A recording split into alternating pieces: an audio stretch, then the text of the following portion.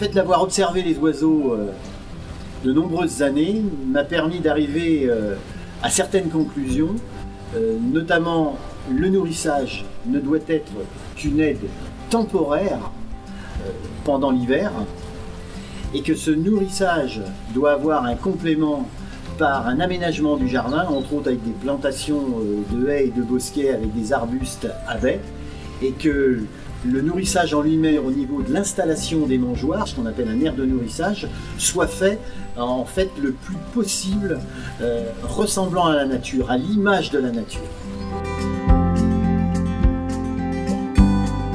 Cet aménagement qui sera complété par différents types de mangeoires qui seront placés à des niveaux différents, des modèles différents également, mais aussi bien évidemment des petites astuces que j'ai mis au point au fur et à mesure des années, du style des cônes de conifères qu'on va enduire de gras ou de choses comme ça qui vont avoir leur intérêt.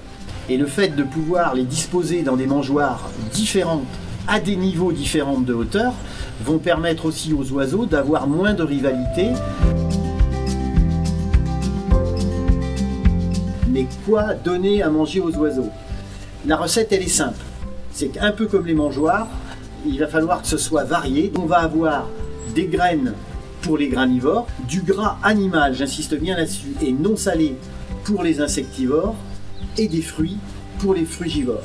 Plus les oiseaux resteront dans leur habitude alimentaire et surtout joueront leur rôle d'auxiliaire quand le beau temps sera revenu. Dans ce que je mets en place et que j'explique dans ce livre, eh bien vous serez sûr d'avoir au pas de vos portes un spectacle et un ballet avec les oiseaux qui sera à la hauteur de spectacles étonnants.